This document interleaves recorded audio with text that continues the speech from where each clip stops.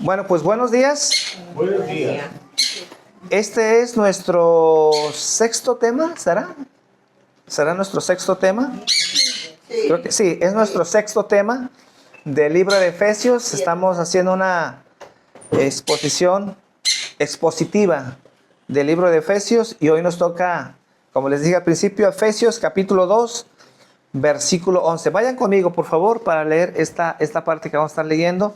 Ya teniendo en mente lo que les dije, que ahora lo que va a hacer Pablo es recordarnos otra vez lo que éramos antes, pero ya no hablando de pecado, sino hablando de que estábamos alejados del pueblo de Dios. Y ahora Pablo nos va a hablar de las bendiciones que tenemos por ser parte ahora de ese pueblo. Dice Efesios capítulo 2, versículo 11. Por tanto, acordaos de que en otro tiempo vosotros, los gentiles, en cuanto a la carne, eras llamados incircuncisión, por la llamada circuncisión hecha con mano en la carne. En aquel tiempo estaba sin Cristo, alejados de la ciudadanía de Israel y ajenos a los pactos de la promesa, sin esperanza y sin Dios en el mundo. Pero ahora en Cristo Jesús, vosotros que en otro tiempo estabais lejos, habéis sido hechos cercanos por la sangre de Cristo. Porque Él es nuestra paz, que de ambos pueblos hizo uno, derribando la pared intermedia de separación, aboliendo en su carne las enemistades, la ley de los mandamientos expresados en ordenanzas, para crear en sí mismo de los dos un solo y nuevo hombre, haciendo la paz. Y mediante la cruz reconciliar con Dios a ambos en un solo cuerpo, matando en ellas las enemistades. Y vino y anunció las buenas nuevas de paz a vosotros que estabais lejos y a los que estaban cerca. Porque por medio de él los unos y los otros tenemos entrada por un mismo espíritu al Padre. Así que ya no sois extranjeros ni advenedizos, sino conciudadanos de los santos y miembros de la familia de Dios. Ese es el clímax de este pasaje.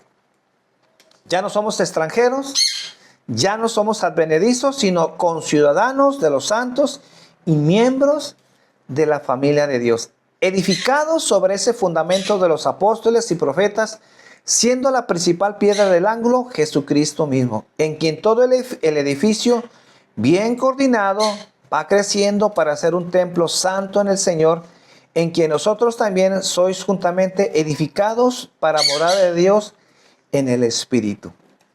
Entonces, si se fijan, el relato, el pasaje, nos está hablando de nuestra condición que éramos antes, alejanos de la ciudadanía de Israel, ajenos a los pactos, lejos de Dios, pero ahora, gracias a la sangre de Cristo, nos ha hecho cercanos, ¿verdad?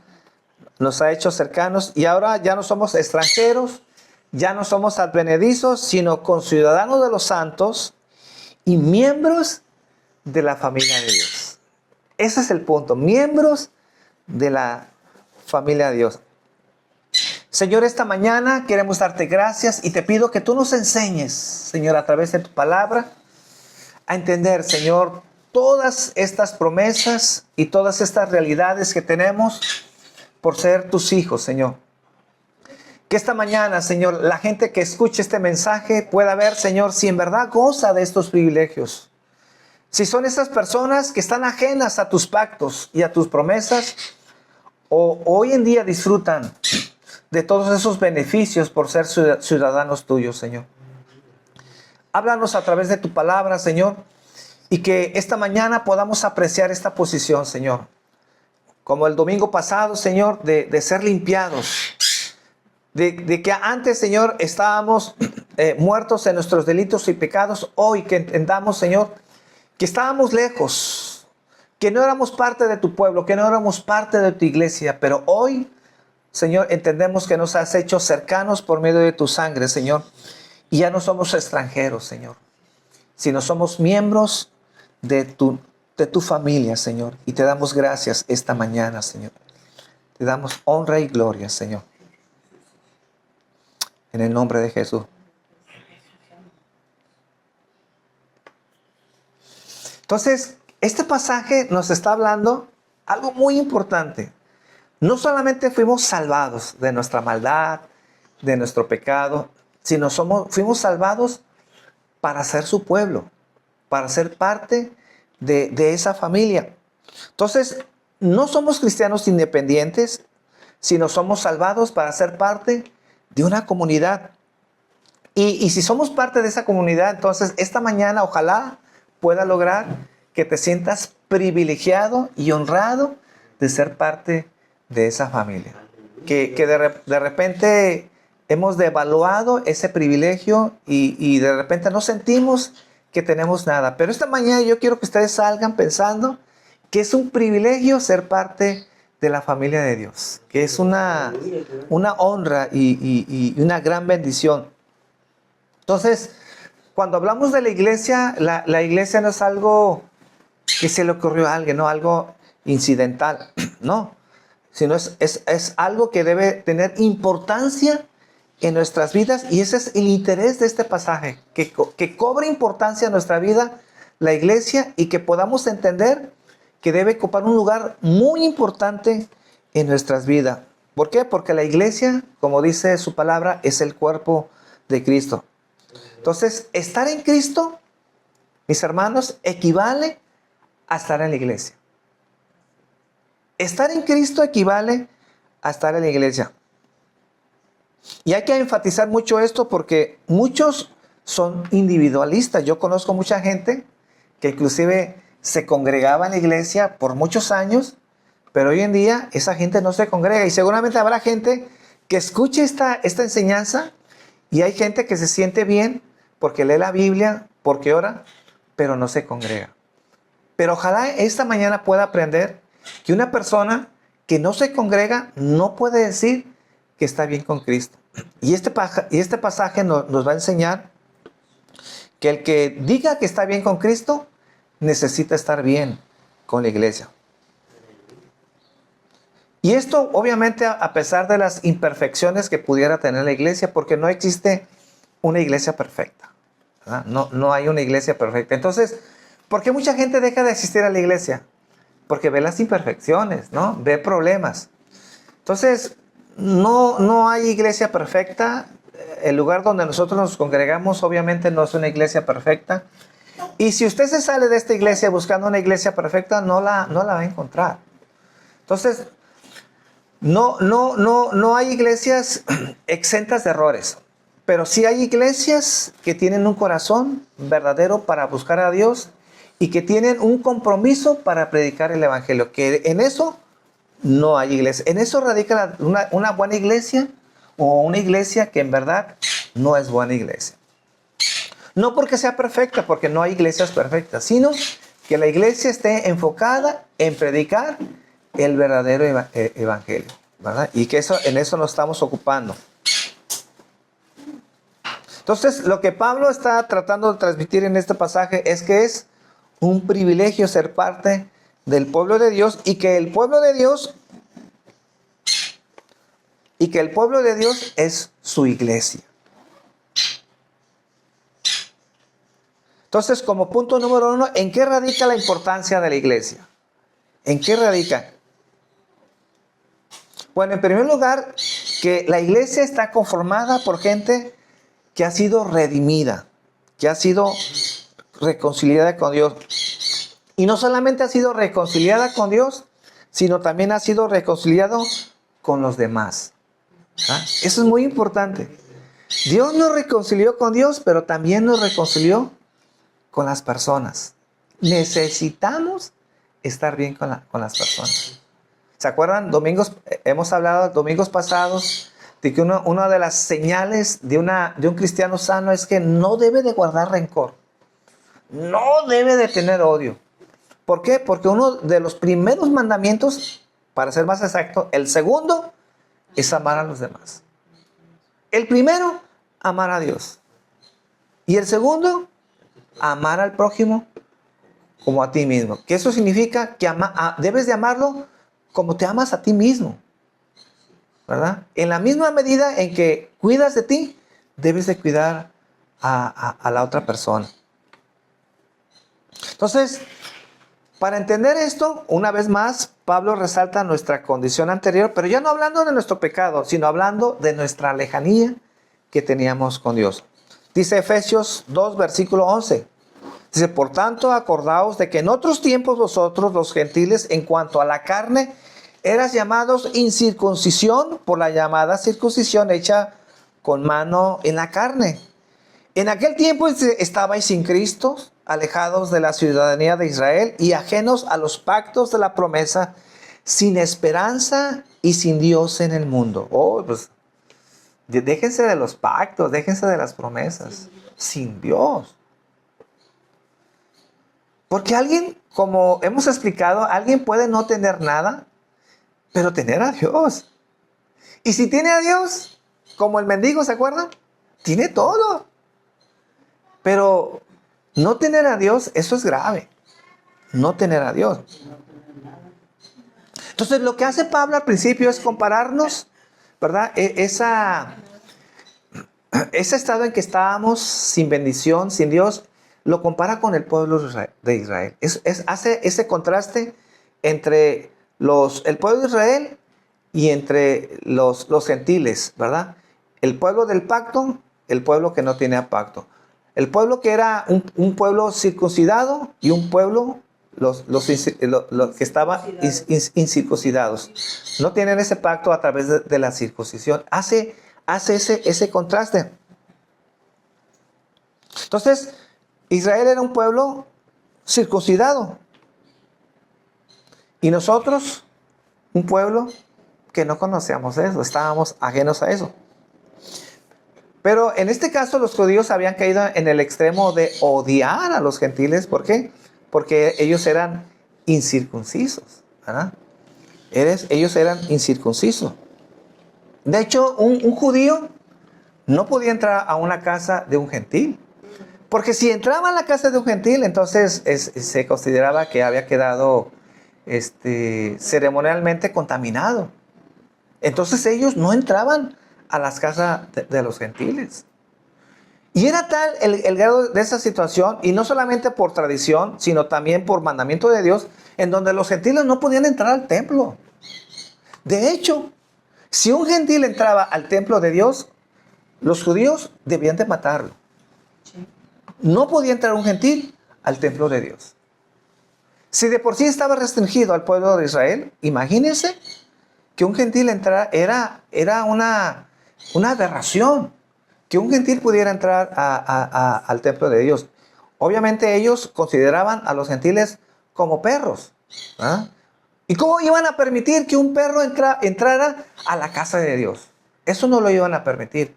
Entonces, si alguien se pasaba de listo, lo mataban. Ese era el contraste.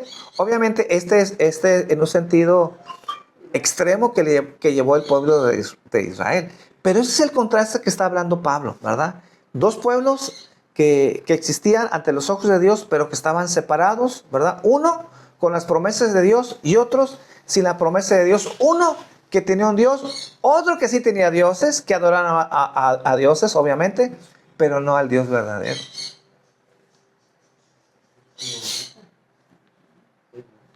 Entonces, dice aquí Pablo que en primer lugar los gentiles estaban sin Dios, sin Cristo. En el Antiguo Testamento los israelitas esperaban obviamente al Mesías.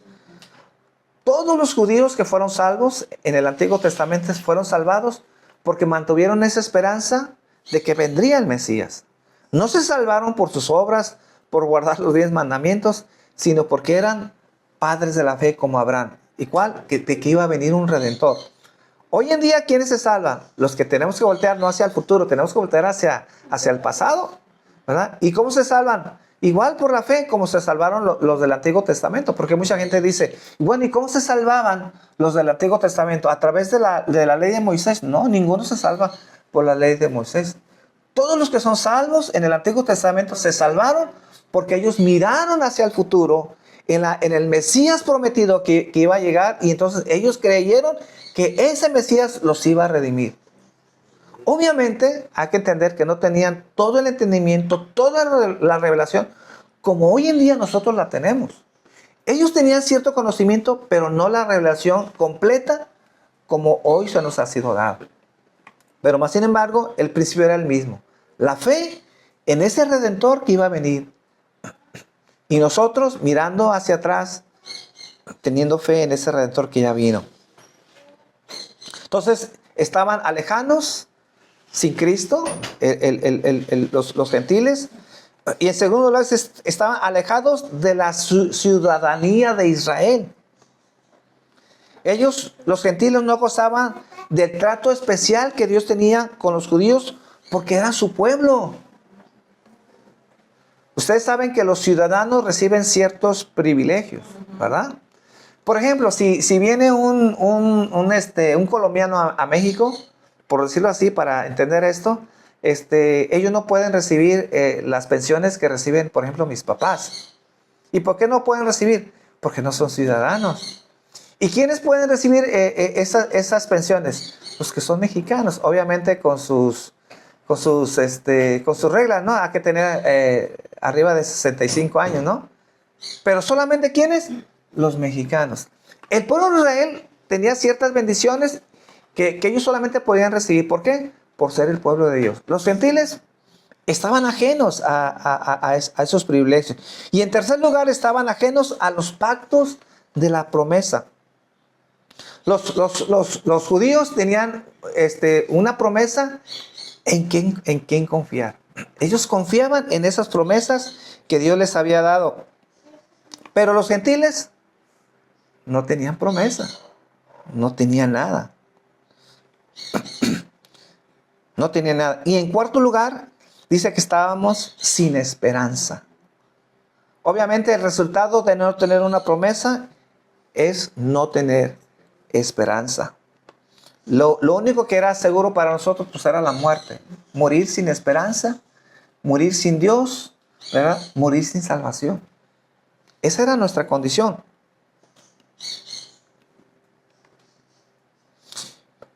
Y por último, pero si fuera poco, dice Pablo que no tenían a Dios.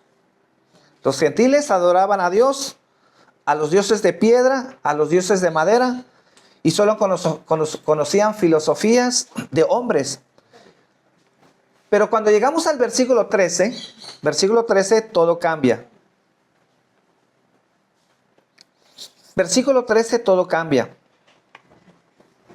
Y todo esto porque habla Pablo de cómo era nuestra condición antes de conocer a Cristo, pues para resaltar lo que ahora tenemos. No solamente lo hace solamente para que nos haga una herida, ¿no? De cuál era nuestra situación. No, lo hace para que podamos valorar lo que hoy tenemos y lo que Dios nos ha dado. ¿Qué dice el versículo 13?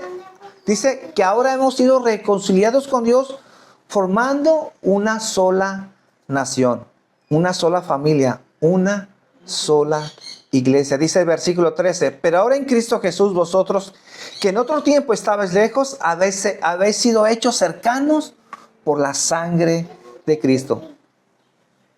Entonces, Pablo quiere resaltar que hay algo diferente y distinto. Pero si estás en Cristo, ahora tu condición es diferente. Ahora, entonces Pablo pasa a describir las cosas extraordinarias que ahora nosotros tenemos. Dice que ahora hemos sido cercanos por la sangre de Cristo. Hemos sido reconciliados sin importar nuestra nacionalidad, sin importar nuestro color, sin importar nuestra piel. Cristo, dice, ha hecho de nosotros un solo pueblo.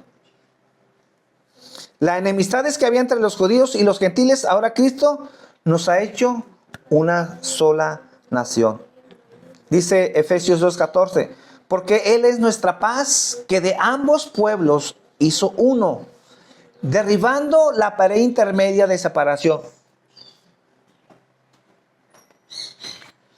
Entonces había una separación entre el pueblo de Dios y los gentiles. Pero ahora, dice, Él es nuestra paz, versículo 14, que de ambos pueblos hizo uno, derribando la pared intermedia de separación.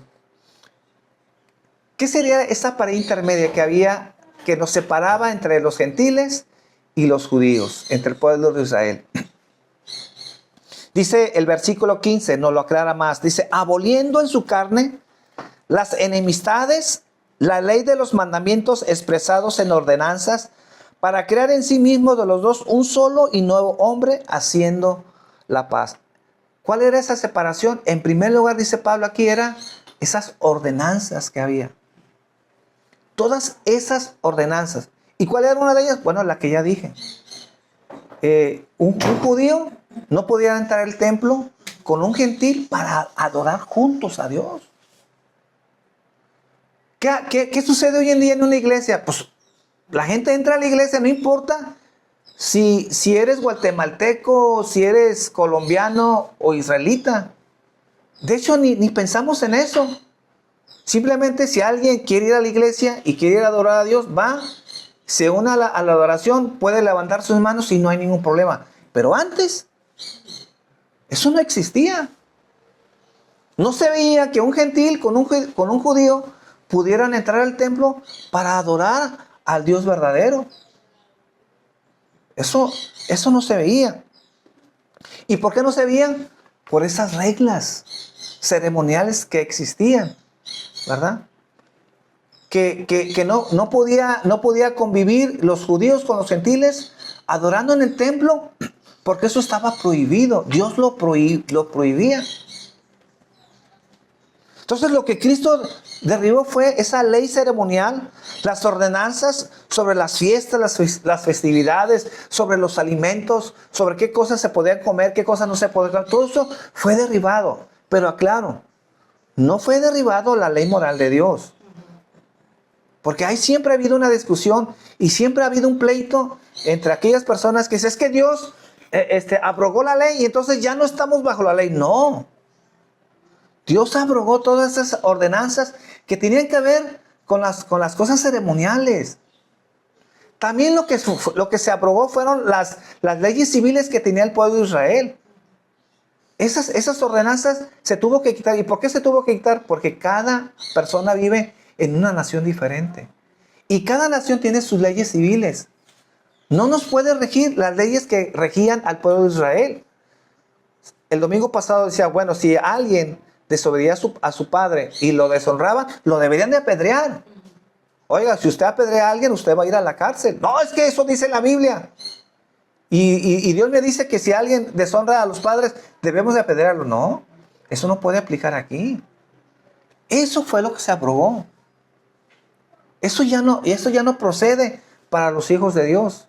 Las leyes ceremoniales, ¿verdad? En cómo los sacerdotes, los levitas eran los que podían ministrar en el templo. ¿Quiénes podían entrar al templo? ¿De qué tribu? No, pues nomás los levitas. Los tribus los de Judá, ellos podían entrar, ellos no. Ni siquiera ellos tenían esas ordenanzas. Mucho menos un gentil podía hacer eso.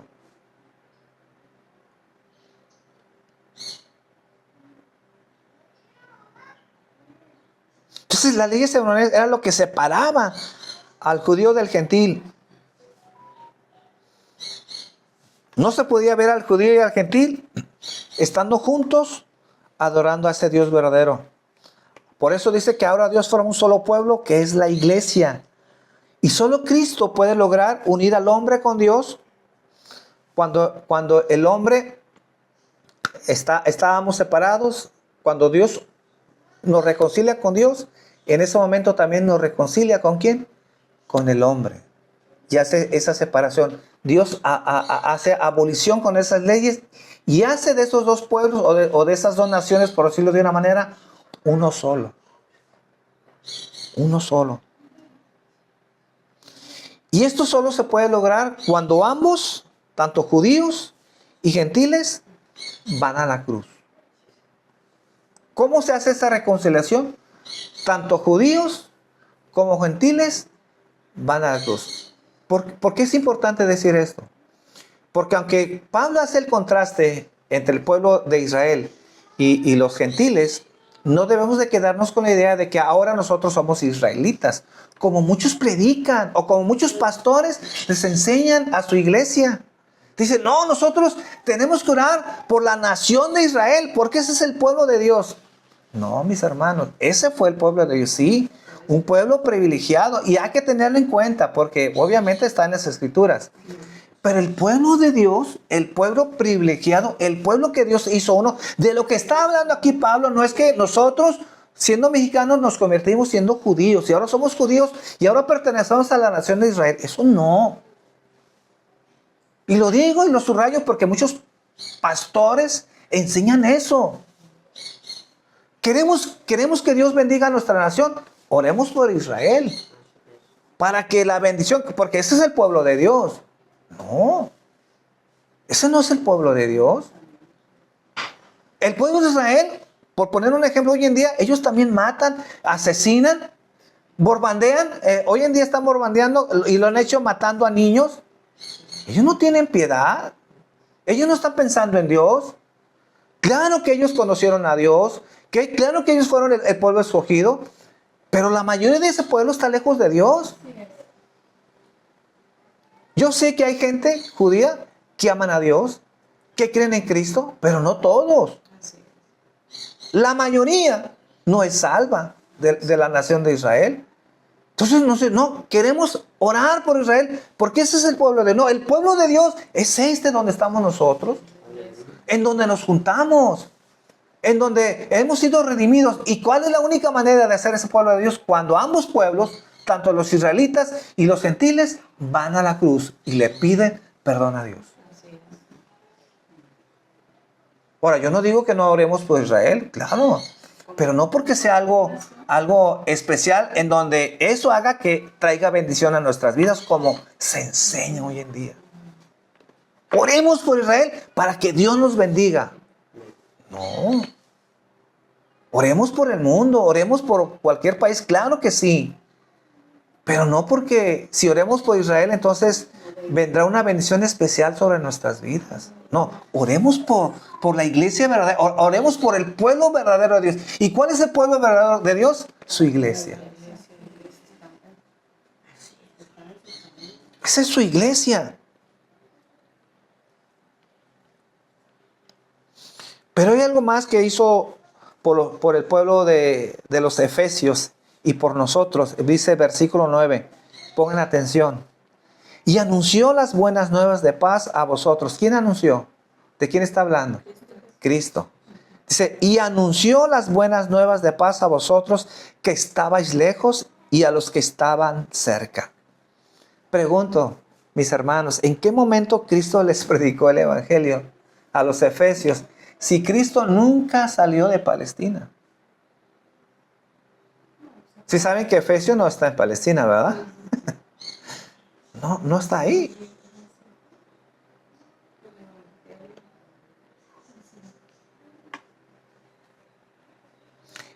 Pregunto, ¿en qué momento les predicó el evangelio? ¿O en qué momento Cristo nos predicó el evangelio? Porque es lo que está diciendo aquí Pablo. Y anunció las buenas nuevas de paz a vosotros, los que estaban lejos y los que estaban cerca, tanto judíos, tanto gentiles. Les fue y les predicó.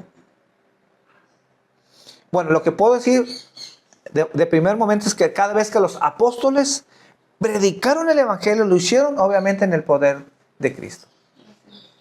Lo hicieron en el poder de Cristo. Y puedo decir hoy en día que cada vez que se comparte el verdadero evangelio, desde el púlpito, se comparte la voz de Cristo. Dice 1 Corintios 5:20. 1 Corintios 5:20. Así que somos embajadores en nombre de Cristo, como si Dios rogase por medio de nosotros. Os rogamos en nombre de Cristo, reconciliaos con Dios. Entonces es la voz de Cristo la que obra en los corazones de los hombres por medio de la predicación del evangelio. Ahora observen lo que dice Romanos 10:14. Un versículo que yo aprendí ahora que he estado estudiando esto. Esto no lo sabía yo antes, pero lo acabo de aprender. Romanos 10:14. Porque a veces leemos y no ponemos atención, ¿verdad? Pero vean conmigo Romanos 10:14, que es un versículo que ustedes conocen. Y mucha gente que me está escuchando conoce este versículo. Dice, ¿cómo pues invocarán a aquel en el cual no han creído? ¿Y cómo creerán en aquel de quien no han oído? quiero subrayar la parte de, ¿y cómo creerán en aquel de quien no han oído? ¿Y cómo irán sin haber quien les predique? En el griego original no dice de quién, no dice en realidad. Nuestra Biblia dice de quién. O sea, es como si yo hablara de alguien. ¿Ya? ¿Cómo pues invocarán a aquel en el cual no han creído? ¿Y cómo creerán en aquel de quien no han oído? Entonces, como que pusiera el peso en que nosotros hablemos de Cristo para que entonces la gente pueda escuchar de Cristo o pueda saber de Cristo. Pero en realidad no está diciendo eso Romanos. Lo que dice el griego en realidad, lo que dice el griego. Entonces, en el griego original, para no confundirlo, no dice de quién, dice a quién. Dice a quién, refiriéndose a la voz de él, a quien no han oído. Entonces no es que oigan acerca de Jesús, sino que oigan a Jesús. Y esto solamente puede ser por medio del Evangelio. Esto solamente puede ser por medio del Evangelio. Entonces la gente no puede escuchar a Jesús si no hay quien les predique el Evangelio. De ahí la importancia de predicar el Evangelio. Porque cada vez que predicamos el Evangelio, en realidad, literalmente, porque lo enseña la Biblia, escuchan a Jesús. Porque eso es lo que está diciendo Efesios. Y eso es lo que dice Romanos. Ya son dos pasajes. Ya nomás es uno. Cuando es un solo pasaje, tenemos que tener mucho cuidado cuando queremos hacer una doctrina. Pero cuando son dos o tres, y la Biblia empieza a hablar más explícitamente de un punto, entonces hay que poner cuidado, ¿verdad? Y no estamos inventando algo. Entonces, muchos creemos que la gente se puede salvar por el oír la palabra de Dios. Pero eso obviamente no dice el texto. El texto dice que la fe viene por el oír la voz de Cristo. Cuando la palabra de Dios se expone fielmente en el púlpito, la gente es confrontada. Porque está escuchando, ¿qué? La voz de Cristo. Por eso, mis hermanos, la importancia de estar aquí cada domingo. La importancia de estar aquí cada domingo. ¿Por qué? Porque lo que queremos hacer aquí es que estudiamos. El que predica debe tener cuidado de ser fiel a la palabra de Dios, porque no queremos exponer nuestras ideas, no queremos imponer nada de lo que yo creo. Aunque a mí a veces algo no me guste o me choque o me cueste tanto aceptarlo, yo tengo que predicar lo que dice la palabra de Dios. Porque si yo soy fiel a la palabra de Dios, entonces estoy seguro de que mis hermanos, los que escuchan la palabra de Dios, oirán la voz de Dios. Y yo siempre lo he dicho, yo no quiero que la gente salga hablando del que predicó. No, que la gente se olvide del que predicó y que la gente se vaya hablando de Cristo. Que la gente se vaya hablando de Jesús. Que Cristo impacte sus vidas. El púlpito no es para hacer famoso al predicador. Y ustedes saben que muchos son famosos, ¿verdad? O los hacen famosos, ¿verdad? Y todo se centra en el predicador. No. Nuestra meta es que la gente no hable del predicador. Que la gente salga hablando de Cristo. Que la gente oiga a Cristo. Por eso si la gente rechaza el Evangelio, obviamente no está rechazando al predicador. Está rechazando a Cristo y les digo, esto es gravísimo. ¿Por qué dicen, por qué ustedes me pueden decir, por qué Fabián esto es gravísimo? Vamos a Lucas 10:16. Un versículo más de lo que estoy hablando. Lucas 10:16. El que a vosotros oye, a mí me oye.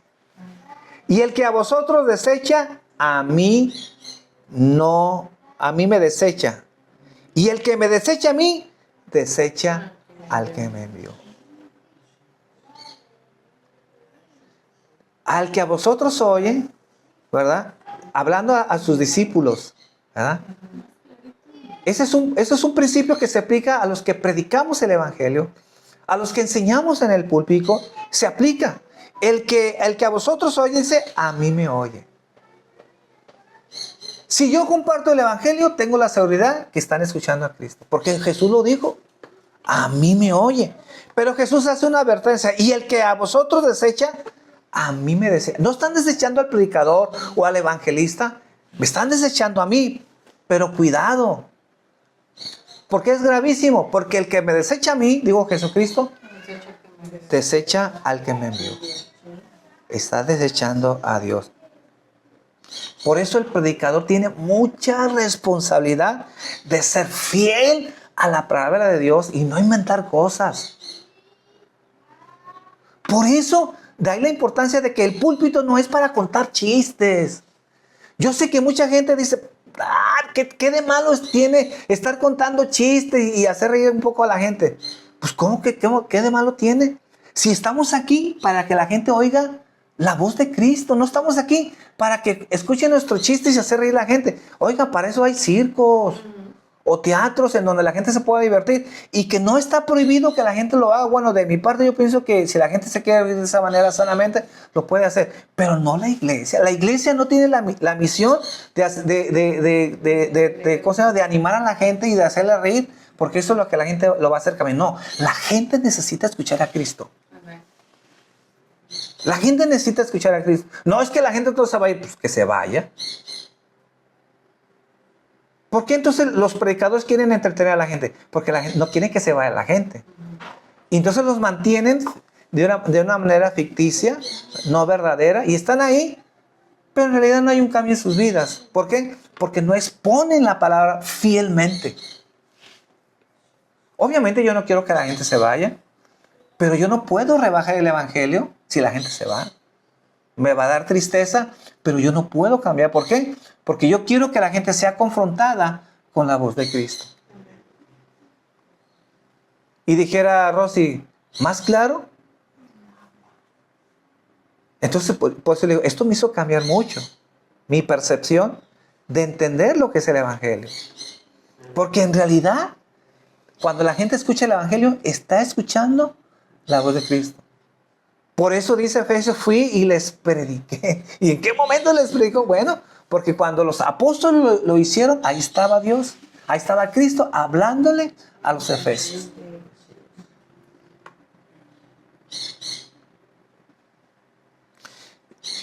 Entonces, dice que ahora tenemos entonces libre entrada a la presencia de Dios. Entonces, aquellos que recibieron la palabra de Dios y aceptan el mensaje del evangelio, dice Pablo que ahora tienen libre entrada a la presencia de Dios. Efesios 2:8.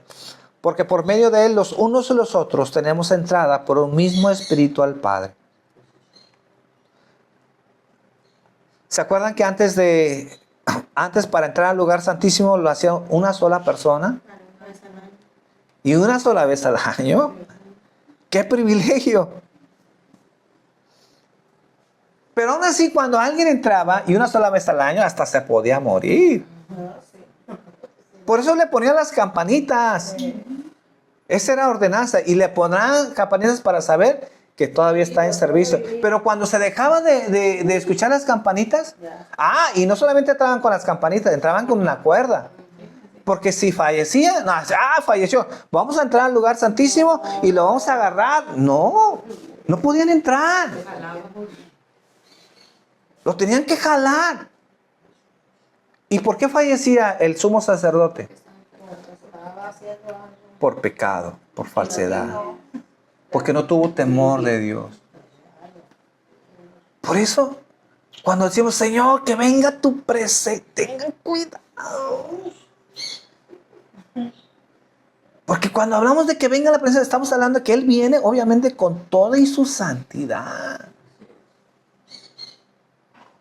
Ya lo hemos dicho, los poquitos que han estado en la presencia de Dios, ¿cuál fue su reacción? Gozaza, ¡qué bendito! No, dice que caen como muertos. Han caído así, ¿por qué? Porque no resisten. Hay tantas cosas que tenemos que aprender. Hoy está el argot del fuego de Dios. Señor, que venga tu fuego. Yo estoy leyendo, yo estoy haciendo mi devocional. Estoy ahorita en números. Son puros números. Alguien me dice, ay, pero ¿por qué tenemos que leer números? Bueno, porque por algo Dios lo puso ahí. Puros números, ¿verdad? Estadísticas y los hijos de fulano, de tal, y cuando contaron, y bueno, mucha contabilidad, ¿no? Ahí está.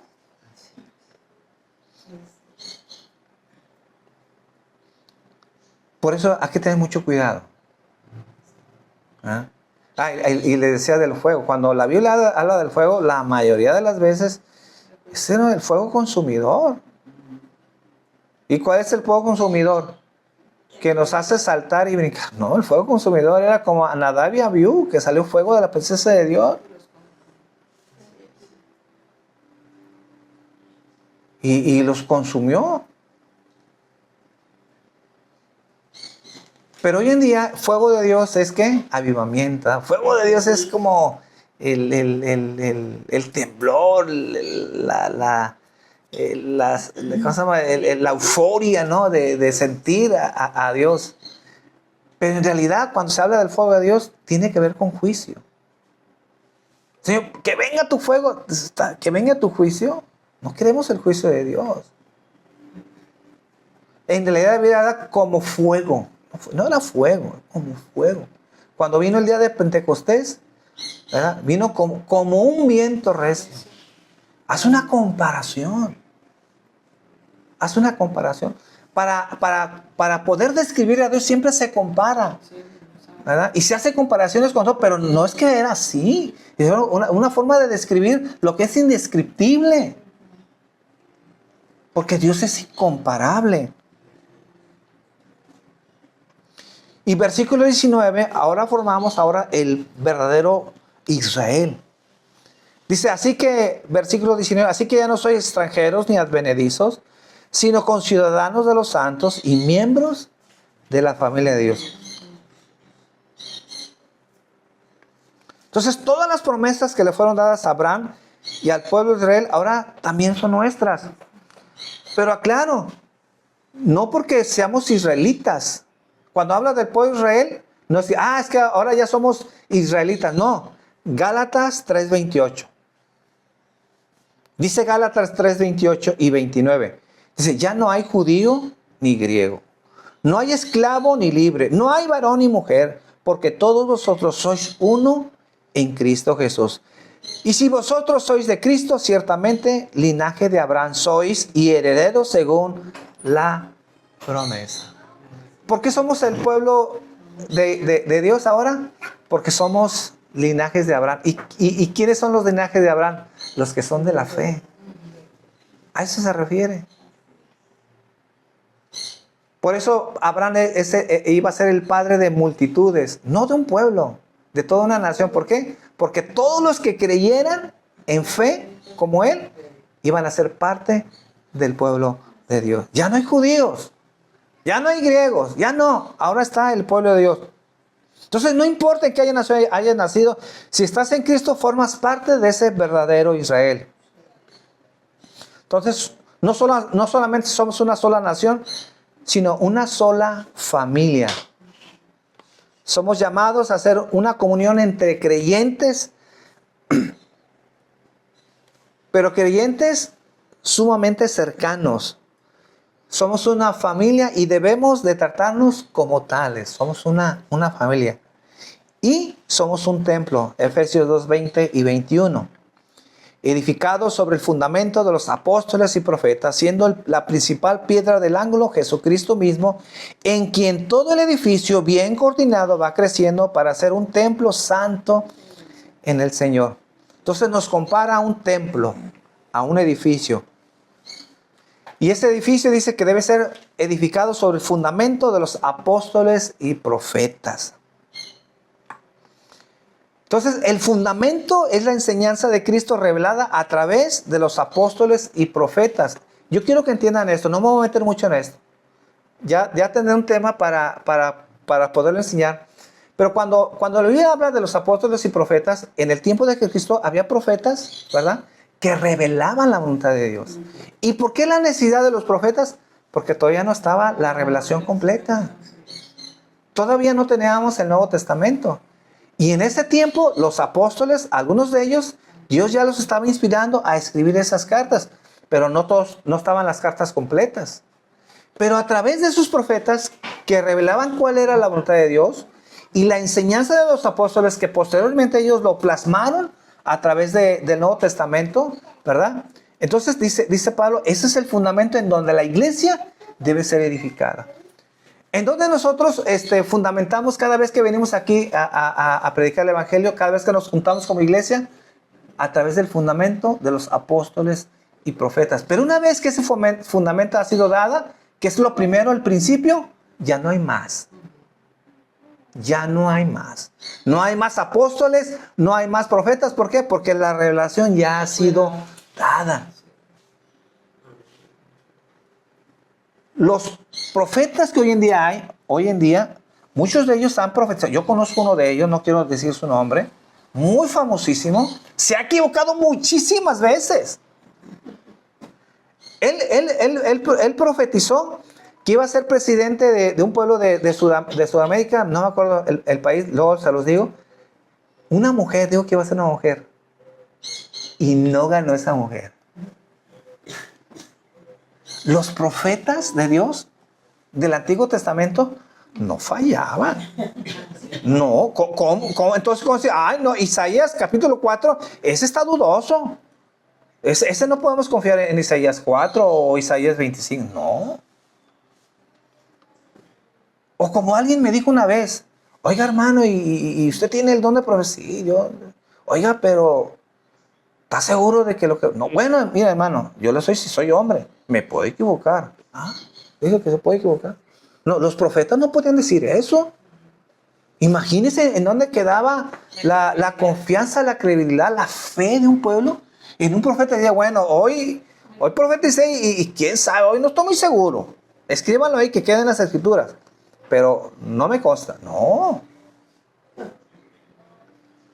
Si un profeta es verdadero, no puede fallar. Si no, como dice la Biblia, tenerlo por falso profeta. Y si un profeta ha fallado, entonces ¿qué es? Falso profeta. Si hay alguien que no haya fallado, mi respeto. Yo no voy a decir nada. Aunque quiera lo diferente, no voy a decir nada. Pero si falla, falso profeta. Ahora, chance, 1, 2. Pero si falla muchas veces, no, por Dios, no. Ya sí hay muchos que dicen cada cosa y han fallado. Y la gente lo sigue teniendo por profetas.